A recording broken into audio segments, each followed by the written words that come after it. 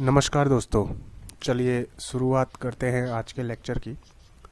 देखिए, आज हम लोगों ने पढ़ना है कि किस तरीके से महमूद गजनवी का उदय होता है और किस तरीके से गजनी साम्राज्य बनता है। देखिए, ये है गजनी साम्राज्य जब ये अपने पीक पे था। तो पूरा देखिए, इधर से इंडिया का कुछ हिस्सा, इधर पाकिस्तान का कुछ हिस्सा, ठीक है, ये पाकिस्तान का ऑलमोस्ट पूरा हिस्सा, और इधर अफगानिस्तान, ये पीछे इतना पूरा जो एरिया कवर किया है, मध्य एशिया का ये पूरा इतना जो हिस्सा कवर कर रखा है, ये किसके अंदर आ जाता है? गजनी साम्राज्य के अंदर आ जाता है। ठीक है, गजनवी साम्राज्य, सॉरी गजनी बोल रहा हूँ, गजनवी साम्राज्य के अंदर आ जाता है। और ये जो इमेज ली है ये मैंने विकीपीडिया से ली है। ठीक है, इसका जो सोर्स है ये विकीपीडिया का सोर्स है। तो गजनवी साम्राज्य जब अपनी पीक पे था, एकदम चरम पे था, तो इतने बड़े एरिया को गजनवी साम्राज्य ने ठीक है अपने अंदर किया था। अब देखिए कैसे ये साम्राज्य इतना बड़ा बना और शुरुआत कहाँ से होती है उस चीज़ को देखते हैं। इससे पहले के वीडियो में मैं ऑलरेडी डिस्कस कर चुका हूँ, ठीक है, कि किस तरीके से अरब भारत में आते हैं और किस तरीके से भारत को जीतने का काम शुरू होता है। देखिए,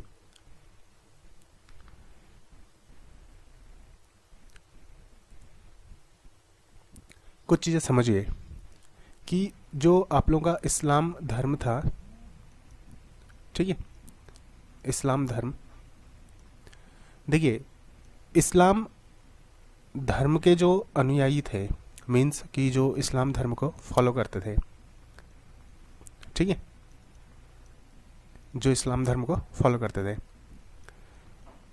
तो इस्लाम धर्म के अनुयायियों में सबसे पहले भारत में कौन आए? ठीक है, इस्लाम धर्म के अनुयायियों में सबसे पहले भारत में अरब आए। ये क्या थे? ये भी इस्लाम धर्म को फॉलो करते थे, ठीक है। बट इंडिया में इस्लाम धर्म की स्थापना, ठीक है, अगर मैं बात करूं इंडिया की, तो इंडिया में ठीक है मुस्लिम सत्ता या फिर इस्लाम धर्म की जो स्थापना होती है, ठीक है, मुस्लिम सत्ता, उसका जो श्रेय जाता है वो किन को जाता है? वो जाता है तुर्कों को। ठीक है, ये चीज़ आप लोगों ने ध्यान में रखनी है कि इस्लाम धर्म के जो अनुयायी थे, यानी कि जो फॉलोअर्स थे, उनमें सबसे पहले इंडिया में कौन आए? अरब आए। बट ये जो सत्ता यहाँ पे को बनाते हैं, ये क्या होती है? टेम्परेरी होती है, ये अस्थायी होती है। और इंडिया में मुस्लिम जो सत्ता है उसकी स्थापना का श्रेय किसको जाता है? वो तुर्कों को जाता है। ठीक है, ये पॉइंट आप लोग याद रखना। अब देखिए होता क्या है कि 8वीं शताब्दी में, ठीक है, 8वीं शताब्दी में,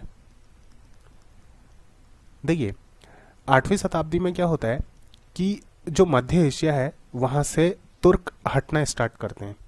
देखिए यहाँ पे को देखिए, ठीक है,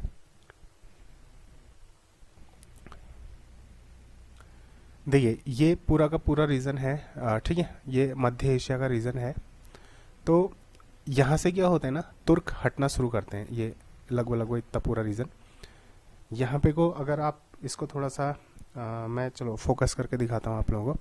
इधर देखिए, ये जो टर्की वाला रीजन है, ठीक है, ये वाला रीजन, तो यहाँ पे को क्या है? ये टर्की है, ठीक है। और ये इतना जो हिस्सा है यहाँ पे कोई, देखिए ये आप लोगों को क्या दिख रहा है? ये समंदर का एरिया है। ये जो एक छोटा सा हिस्सा यहाँ पे को आप लोगों को नजर आएगा, ये एक पुल की तरह काम करता था। यहाँ पे को है इस्तांबुल, ठीक है। तो इस्तांबुल जो था वो किसकी तरह काम करता था? एक पुल की तरह काम करता था, ठीक है। तो जो भी आते थे भारत की तरफ बढ़ते थे वो, ठीक है, यहीं से आना स्टार्ट करते थे इस तरीके से, क्योंकि बाकी जो रास्ते थे वो थोड़े से प्रॉब्लम वाले थे। भौगोलिक जो एरियाज़ होते हैं, भौगोलिक जो क्षेत्रफल था वो उतना, ठीक है, सुगम नहीं था आने जाने के लिए। तो होता क्या है कि 8वीं शताब्दी में जो तुर्क हैं, ये टर्की वाला रीजन हो गया, ठीक है, ये इस साइड को जो रीजन है ईरान, इराक, ये सारे रीजन, यहाँ से जो तुर्क हैं वो इस्लामिक कंट्रीज़ में जाना शुरू होते हैं, जैसे सऊदी अरेबिया हो गया, ईरान हो गया, इराक हो गया, यहाँ की तरफ को क्या होते हैं, बसना शुरू होते हैं। ठीक है। तो अब देखिए हुआ क्या आप लोगों का कि 8वीं शताब्दी में जब मध्य एशिया से तुर्क कहाँ की तरफ जाना शुरू करते हैं, ठीक है, इस्लामिक कंट्रीज़ की तरफ जाना शुरू करते हैं, तो इसमें मैं कुछ वंशों के नाम लिख रहा हूँ। ठीक है, ये सारे के सारे क्या हैं, तुर्क हैं। जैसे आप लोगों का क्या हो गया, सल्लूक हो गया। ठीक है, सल्लूक, इनको आप लोग याद रखना। ठीक है, सल्लूक हो गया, गिज हो गया, सल्लूक, गिज, खिताई। ठीक है, खिताई, और करलूग। ठीक है, करलूग और इलबारी।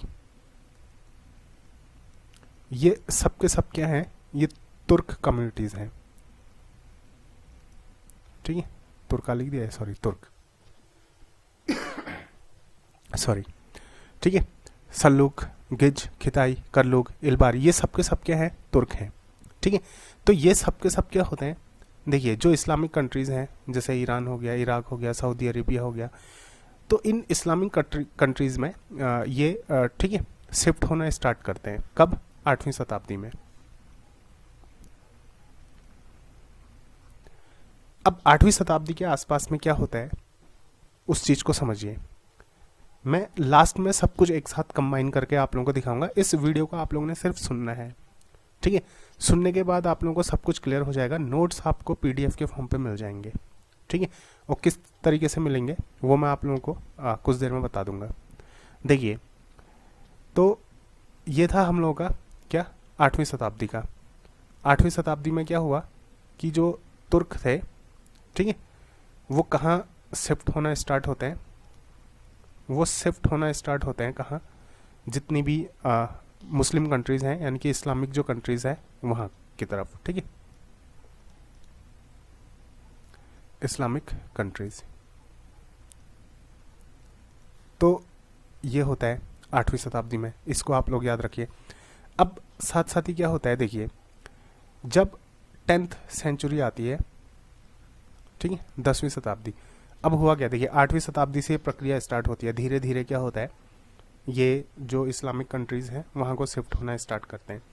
अब ऑब्वियसली 100-200 साल इसमें लगेंगे। ठीक है, ऐसा तो होगा नहीं कि एक दिन में सबके सब शिफ्ट हो गए। ठीक है, तो 10वीं शताब्दी आते आते जो बगदाद के खलीफा थे, ठीक है, बगदाद का जो खलीफा था वो कमज़ोर पड़ जाता है। ठीक, मीन्स कि जो उसकी सत्ता थी वो चरमरानी शुरू हो जाती है। और जो समानी साम्राज्य था, अभी मैं सब कुछ आप लोगों को मैप में दिखाऊंगा। ठीक है, जो समानी साम्राज्य था, ठीक है, समानी साम्राज्य क्या होता है, इसका ऑलमोस्ट पतन हो चुका होता है, मीन्स कि ऑलमोस्ट खत्म हो चुका होता है। ठीक, तो चलिए एक नज़र डालते हैं समानी साम्राज्य क्या था। देखिए ये था समानी साम्राज्य, ये जो ब्लू कलर का हिस्सा दिख रहा है, ये पूरे के पूरे हिस्से में क्या था, समानी साम्राज्य था। ठीक है, और ये जो समानी साम्राज्य था 10वीं सदी में जब इसका ऑलमोस्ट पतन हो जाता है, उस टाइम पे यहाँ अब्दुल मलिक, ठीक है, अब्दुल मलिक का शासन चल रहा है। ठीक है, तो ये पूरा का पूरा क्या था, समानी साम्राज्य था। देखिए यहाँ देखिए, ये है आप लोगों का पाकिस्तान वाला हिस्सा, तो पाकिस्तान तक ये नहीं था, इंडिया में भी समानी साम्राज्य नहीं था। ये कहाँ था, ये अफगानिस्तान हो गया, ईरान, इराक, इन जगह में ये क्या था, समानी साम्राज्य था। ठीक है, तो ये जो समानी साम्राज्य है इसका ऑलमोस्ट क्या हो चुका है, पतन हो चुका है। ये ऑलमोस्ट क्या हो जाता है, 10वीं शताब्दी तक खत्म होना स्टार्ट हो जाता है। और बगदाद का जो खलीफा था वो क्या होता है, कमज़ोर पड़ जाता है। ठीक है, तो ऐसे में क्या होता है, अब्दुल मलिक जो है इसका एक गुलाम, ठीक है, ऐसे में क्या होता है 10वीं शताब्दी में एक तो बगदाद का खलीफा जो है वो कमज़ोर पड़ चुका है और समानी साम्राज्य जो है उसका ऑलमोस्ट क्या हो चुका है, पतन हो चुका है। तो ऐसे में क्या होता है कि जो समानी साम्राज्य था, ठीक है, उसमें जो शासन था अब्दुल मलिक इसका एक गुलाम, ठीक है, इसका एक गुलाम, ये क्या करता है, इसका एक गुलाम क्या करता है, अपनी एक स्वतंत्र यानी कि एक इंडिपेंडेंट अपना अलग से क्या कर लेता है, राज्य बना देता है, ठीक है, अपनी एक स्वतंत्र सत्ता क्या करता है, स्थापित कर लेता है, ठीक है। तो आई होप कि ये कहानी आप लोगों को समझ में आ रही है, ठीक है। एक बार मैं रिपीट कर देता हूँ। 8वीं शताब्दी तक क्या होता है, 8वीं शताब्दी से क्या होता है, तुर्क क्या होते हैं, इस्लामिक कंट्रीज़ में, ठीक है, शिफ्ट होना स्टार्ट करते हैं, ठीक हो गया। और 10वीं शताब्दी आते आते जो समानी साम्राज्य है वो क्या होता है, उसका पतन हो चुका होता है और जो बगदाद का खलीफा है, ठीक है, वो क्या है, कमज़ोर पड़ चुका है। तो ऐसे में क्या होता है, ये जो समानी साम्राज्य है, समानी साम्राज्य का शासक जो है, ठीक है, अब्दुल मलिक, इसका एक गुलाम क्या करता है, इसका एक गुलाम, ठीक है, अपनी स्वतंत्र सत्ता स्थापित कर लेता है, ठीक है, अपना इंडिपेंडेंट अलग से क्या करता है, एक राज्य बना देता है।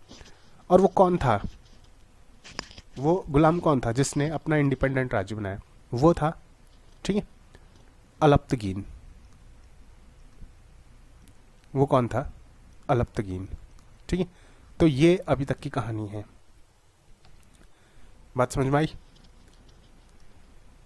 ये तो गजनवी राजवंश आ गया, ये है समानी साम्राज्य, इसका पतन होता है, अब्दुल मलिक का जो गुलाम है वो क्या करता है, अपनी एक स्वतंत्र सत्ता स्थापित कर लेता है। और वो कौन था, वो था, ठीक है, कौन, अलप्तगीन।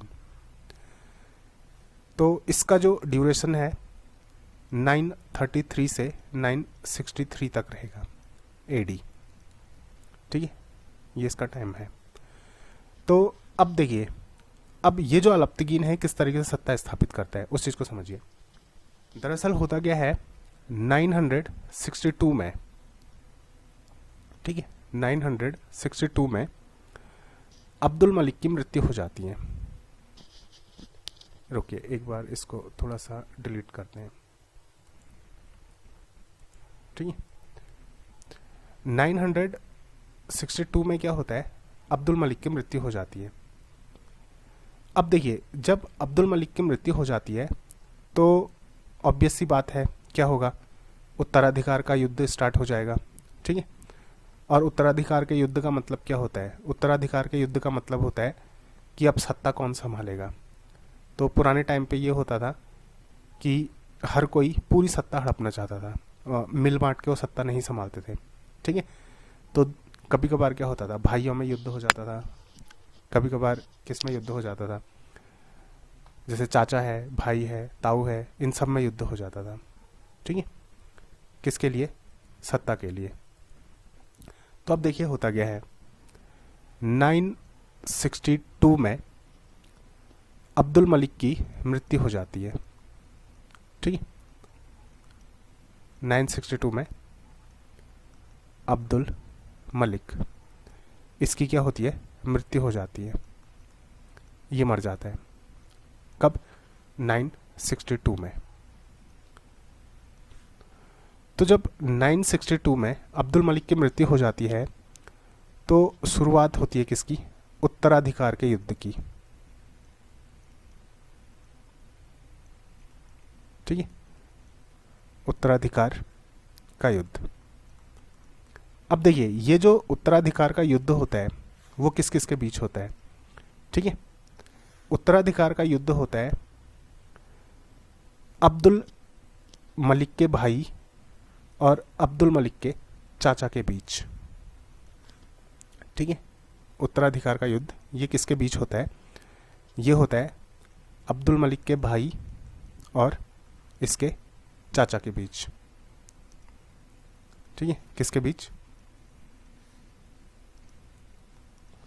अब्दुल मलिक के भाई वर्सेस इसका चाचा, इन दोनों के बीच क्या होता है, उत्तराधिकार का युद्ध शुरू हो जाता है, ठीक है। अब जो अलप्तगीन है अब्दुल मलिक का एक गुलाम है। कौन? अलप्तगीन।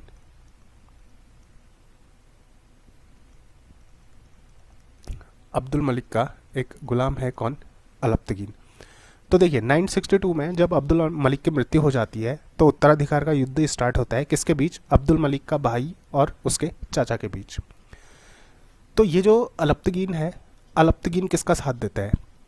अलप्तगीन चाचा का साथ देता है। अलप्तगीन को क्या लगता है कि चाचा ज़्यादा पावरफुल है और चाचा जीतेगा।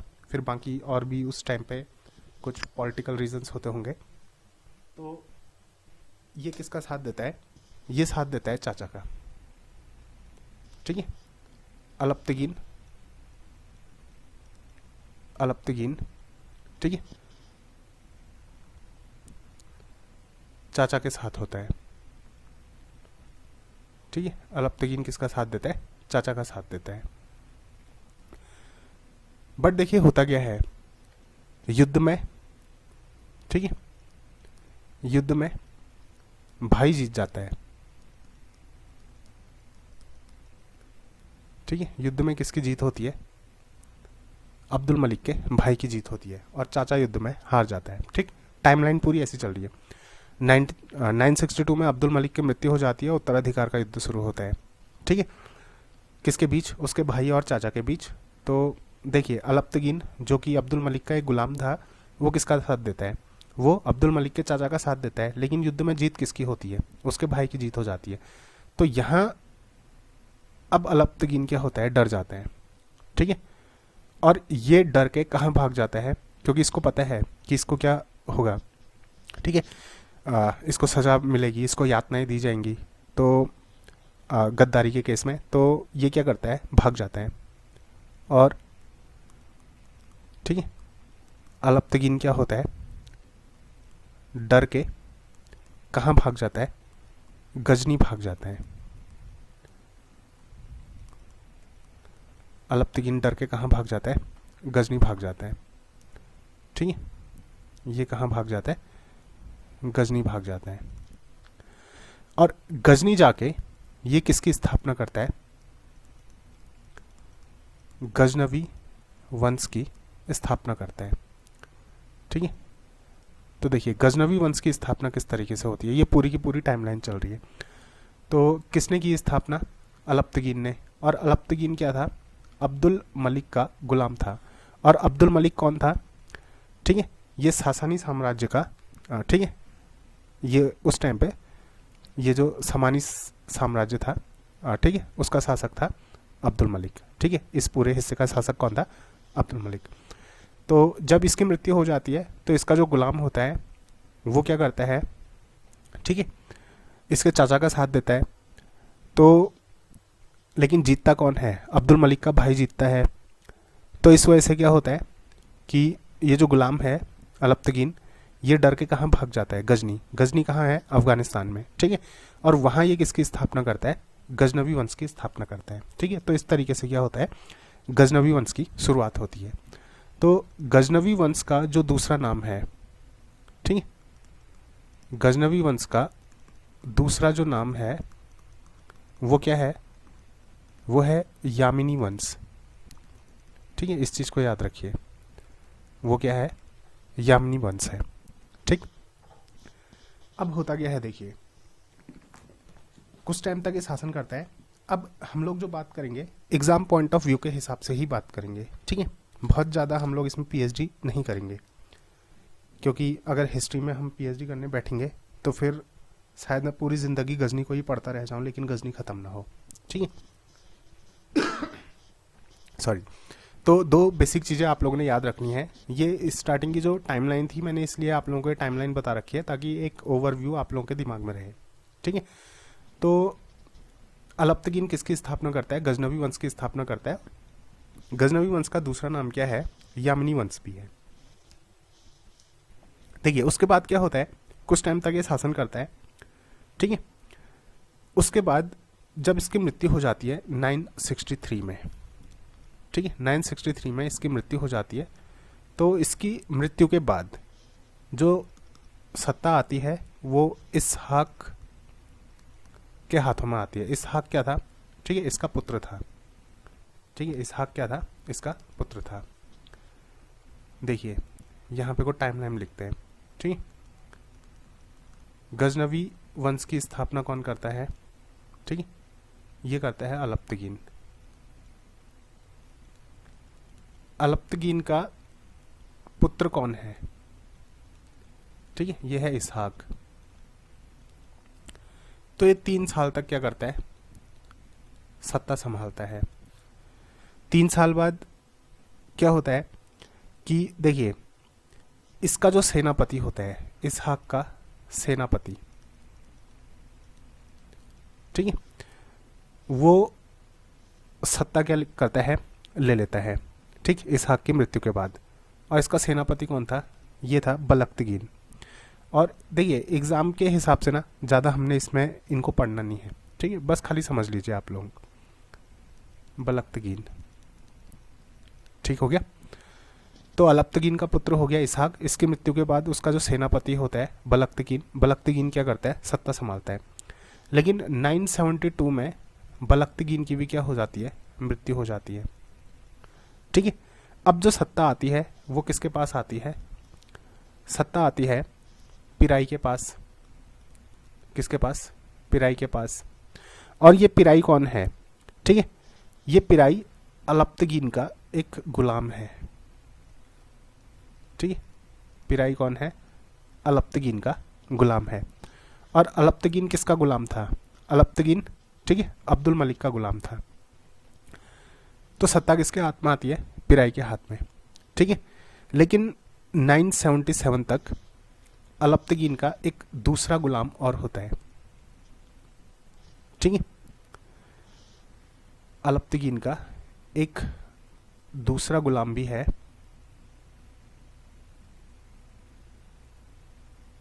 ठीक, अलप्तगीन का एक दूसरा गुलाम है। कौन? ठीक है, सुबुक्तगीन। सुबुक्तगीन दूसरा गुलाम कौन है? सुबुक्तगीन। तो 977 में ये क्या करता है?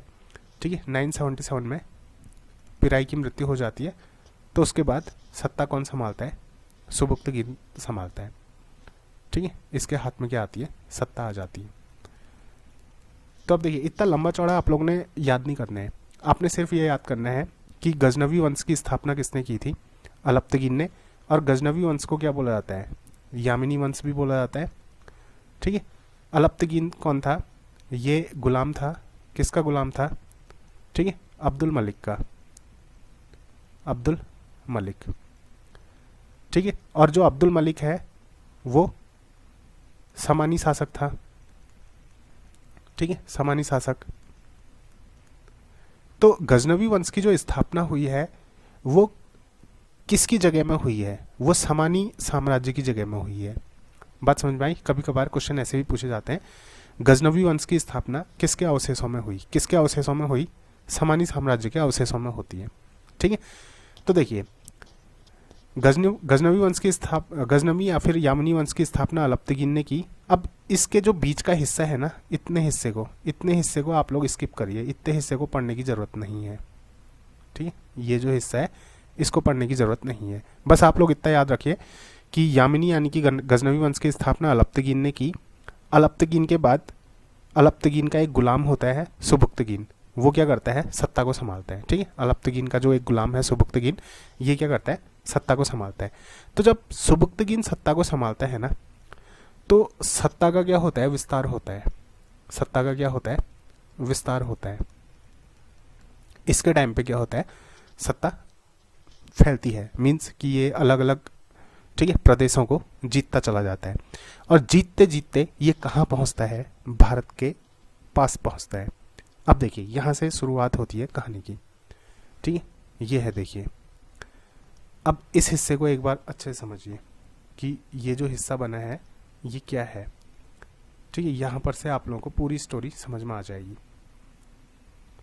ठीक, तो ये जो आप लोगों का कौन है?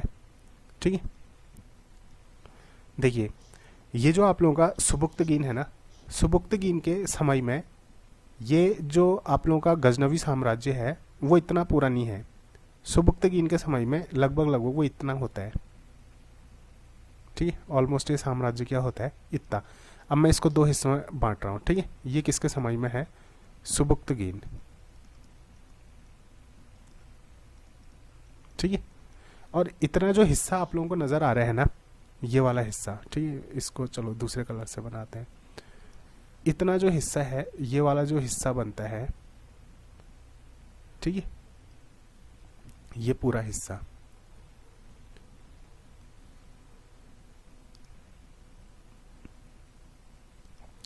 ये पूरा हिस्सा क्या है, ठीक है, ये है हिंदुशाही राज्य, हिंदुशाही राज्य। बात समझ में आ रही है। अलप्तगीन के समय में क्या है, इतना जो हिस्सा है ये गजनवी साम्राज्य का हिस्सा है पूरा, ठीक है। और ये जो हिस्सा है ये कौन सा हिस्सा है, हिंदुशाही राज्य का हिस्सा है, ठीक है। अब देखिए ये जो हिंदुशाही राज्य है ना, तो अब होता क्या है, यहां पे को शासन होता है किसका, राजा, ठीक है, राजा जयपाल का शासन होता है, ठीक है, राजा जयपाल, ठीक। तो इतने में कौन सा शासन है, गजनवी साम्राज्य है, और यहाँ पे को क्या है, हिंदुशाही राज्य है। तो हिंदुशाही राज्य में कौन कौन से हिस्से आ जा रहे हैं, देखो ये लगभग पाकिस्तान का हिस्सा भी आ जाता है, कुछ हिस्सा अफगानिस्तान का, इधर भारत का हिस्सा, ये कश्मीर वगैरह वाला, ये सारा हिस्सा किसके अंदर आ जाता है, ठीक है, हिंदुशाही राज्य के अंदर आ जाता है, ठीक। और ये जो पीछे का हिस्सा है, ईरान इराक वगैरह, ये सारा हिस्सा किसके अंदर आ जाता है, गजनवी साम्राज्य के अंदर आ जाता है। तो जब अलप्तगीन के समय में गजनवी साम्राज्य का विस्तार हो रहा है, तो इसकी जो बॉर्डर्स है ना, इसकी जो सीमाएं हैं वो किससे टकराती हैं, इसकी सीमा का जो टकराव है वो किससे होता है, हिंदुशाही राज्य से होता है। ये देखिए ये बॉर्डर हिंदुशाही राज्य के आसपास में पहुंच चुकी है। तो अब क्या होता है कि इनकी भिड़ंत होती है, इनकी जो लड़ाई होती है वो किससे होती है, हिंदुशाही राज्य से होती है। और यहाँ किसका शासन है, राजा जयपाल का शासन है, ठीक है। तो देखिए पहली बार जब लड़ाई होती है तो ये जो अलप्तगीन है ये हिंदुशाही राज्य के कुछ हिस्सों को जीत लेता है, ठीक है। तो राजा जयपाल ने इनके साथ क्या करनी पड़ती है, एक संधि करनी पड़ती है, एक ट्रीटी यहाँ पे को साइन होती है।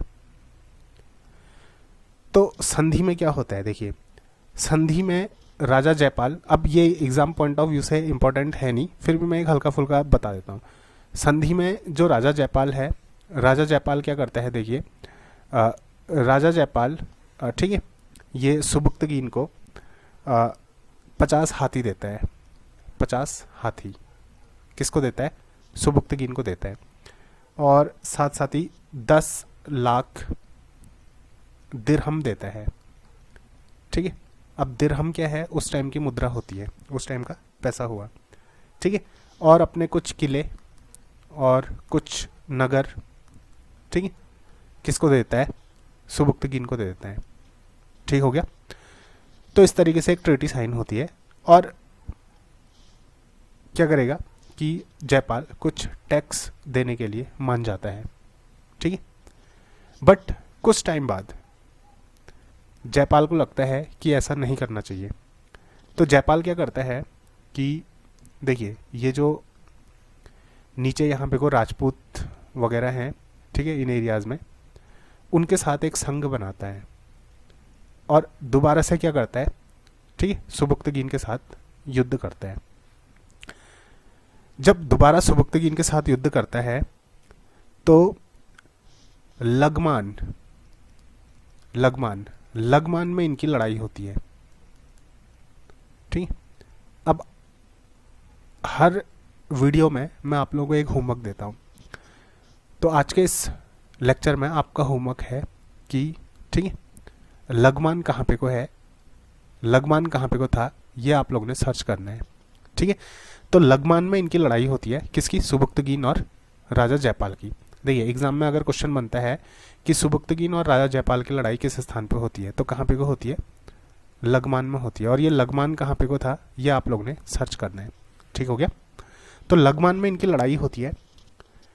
तो ये जो लड़ाई लगमान में होती है, इस लड़ाई में एक 17 साल का, देखिए भारत में क्या बोलते हैं, युवराज बोलते हैं, ठीक है। भारत में क्या बोला जाता है, भारत में युवराज बोला जाता है।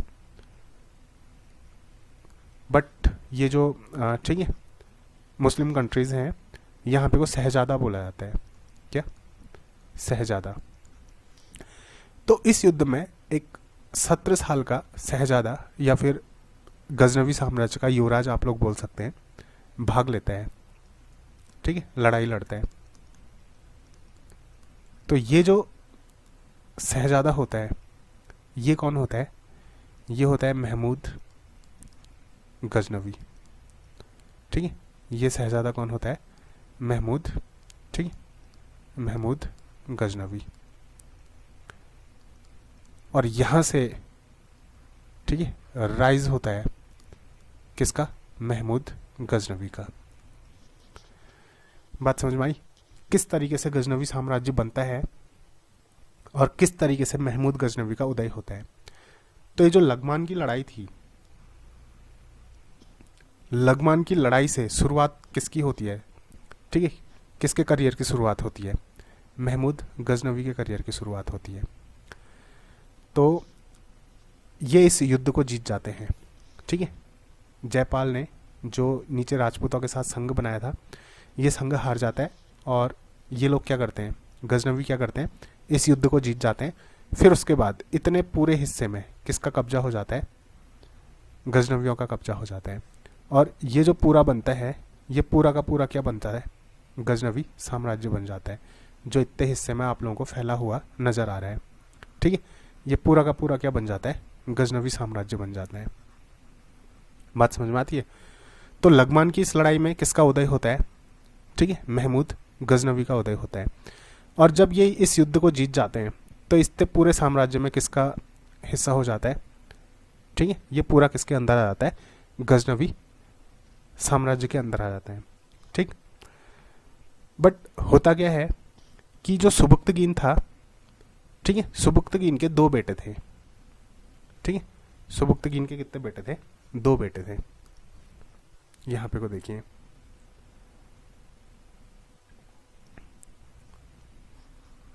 चलिए इसको मैं एक बार डिलीट कर देता हूं, ठीक है।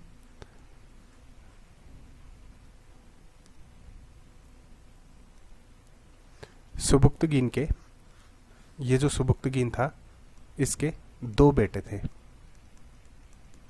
कौन कौन, एक महमूद, महमूद गजनवी, और दूसरा, ठीक, और दूसरा इसका जो बेटा था वो था इस्माइल, ठीक है। वो कौन था, इस्माइल। तो ये जो सुबुक्तगीन था, ये इस्माइल से ज़्यादा प्यार करता था। तो ये सत्ता किसको दे देता है, ठीक है। युद्ध किसने लड़ा, महमूद गजनवी ने लड़ा, ठीक है। लेकिन सत्ता किसको मिलती है, इस्माइल को मिलती है। तो इस बात से महमूद गजनवी क्या होता है, नाराज हो जाता है। तो महमूद गजनवी इस्माइल को बोलता है कि ठीक है, कुछ हिस्सों का हम लोग क्या करते हैं, राज्य के कुछ हिस्सों का बंटवारा कर लेते हैं, कि इतना तुम रखो, इतना मुझको दो। ये सारी इस तरीके से क्या होता है, बातचीत चलती है।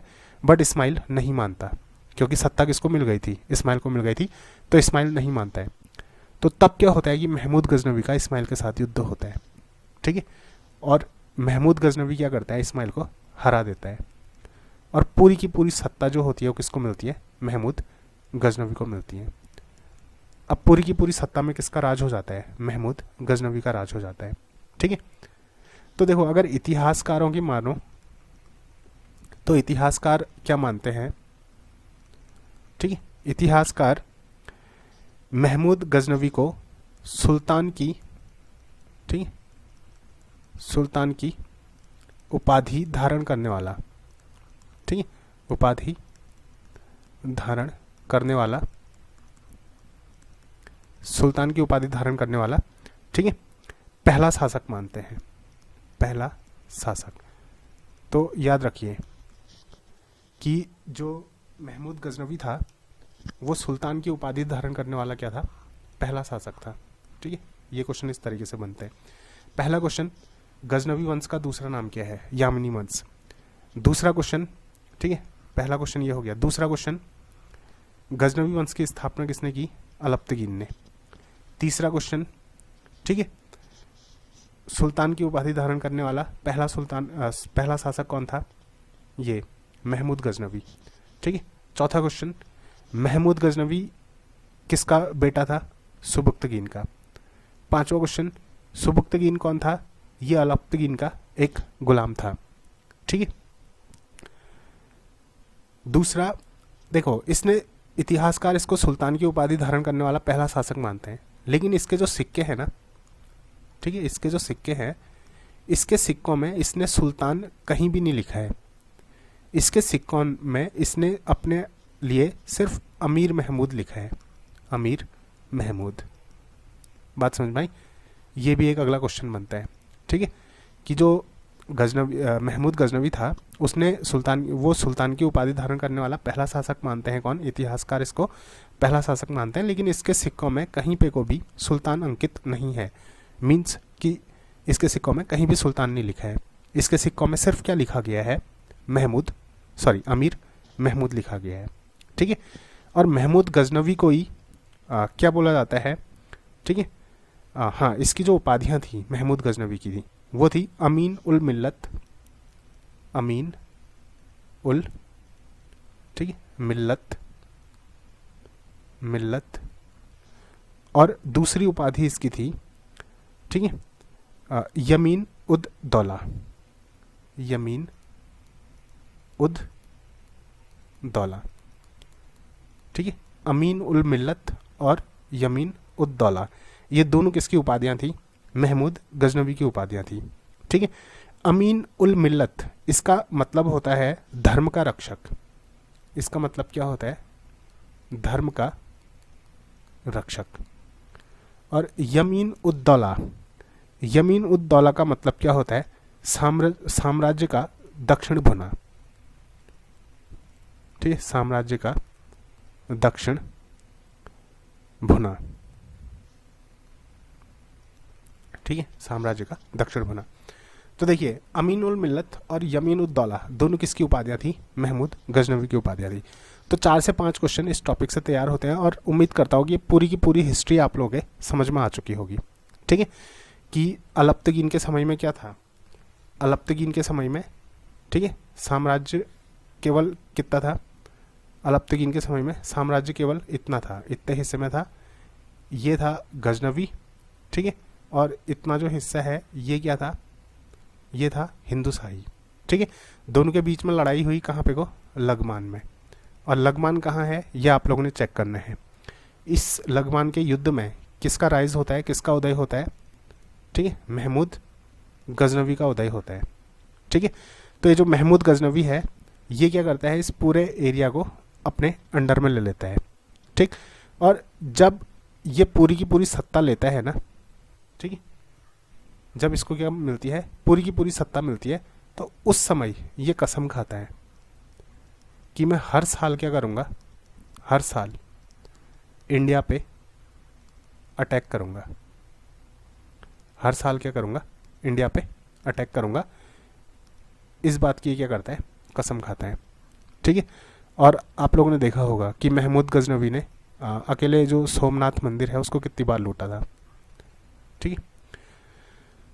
तो ये था हमारा क्या? Rise of Mahmud Ghaznavi. अब धीरे धीरे हमारे जो टॉपिक्स हैं वो आगे की तरफ बढ़ते हैं, ठीक है। जो मेन हमारे टॉपिक्स हैं वो स्टार्ट होते हैं दिल्ली सल्तनत से, जहाँ से एग्ज़ाम में मैक्सिमम क्वेश्चन पूछे जाते हैं। तो उम्मीद करता हूँ कि ये वीडियो आप लोगों के समझ में आया होगा। मिलते हैं अगले वीडियो में, तब तक के लिए धन्यवाद, नमस्कार।